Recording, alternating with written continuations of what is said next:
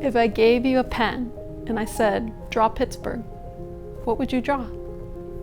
If you're drawing Pittsburgh, you're drawing the rivers. The rivers have been at the heart of this city since the beginning. When we were a trading post, when we were a boat maker, when we were a glass manufacturer, when we were manufacturing steel. When you look at Pittsburgh, when you see that skyline shot, those rivers are kind of the magic that is Pittsburgh. They are our front door. If our river access and our riverfronts don't look good, we don't look like we understand their presence in our communities. Our riverfronts developed without a cohesive plan. It came in fits and starts. The funding was spotty and patchy. Anyone who grew up in Pittsburgh in the 70s and back, even the 80s, the rivers were someplace you didn't go near. I mean, we always grew up, you don't go near the rivers, right? And the stuff you saw along the rivers when you did go were pretty scary. Until Riverlife.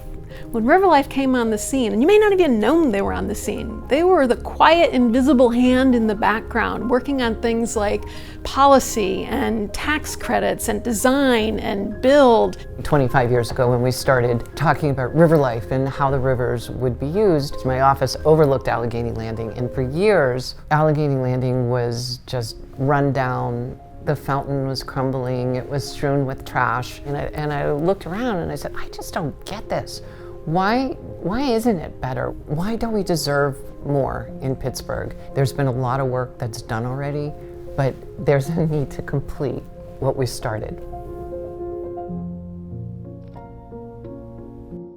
Riverlife has a tremendous toolkit to be the organization to carry on this work. 25 years of getting things done means they know how to do it. Nobody else really has that standing or that knowledge. What we were able to do is to say, here is what the original plan was. There are many things that have been done and those are great, but to also look and say, where could we be doing things that maybe weren't obvious 20 years ago? Everything that Riverlife does is a question of strategy of place, right? The original plan did a good job of saying Pittsburgh has a riverfront, right? But we also wanted this plan to say Southside has a riverfront and Oakland has a riverfront, believe it or not. It's about making sure that everybody feels that these rivers are theirs. This idea of our rivers being a place for everyone and a place that is safe, that is fun, and that is enjoyable, that's invaluable. Riverlife has played a really important role in helping people to change their perceptions. They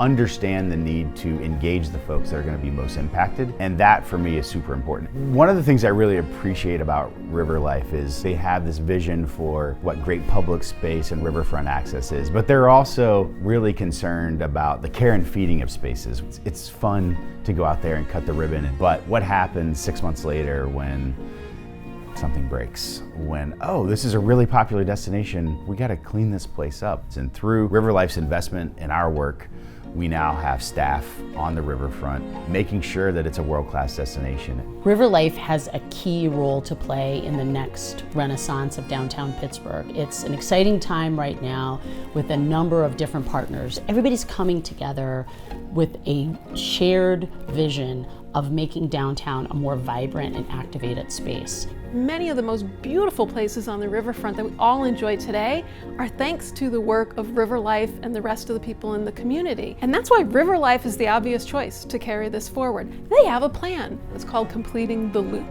And 25 years later, they're ready to take it to the next phase. We have to finish the loop. We have to create a way that makes it very natural and intuitive for people to be able to come to the rivers and to really enjoy them. It's all the amenities that go with that.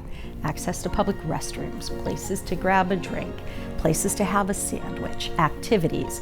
All of that is part of finishing the loop. The cities that are leading in the future, it's going to be because of their outdoor spaces. When we improve our riverfronts, it can fuel the economy, it can sustain the environment, it can bring people together, and that's really where Riverlife comes in. That is what makes it all possible.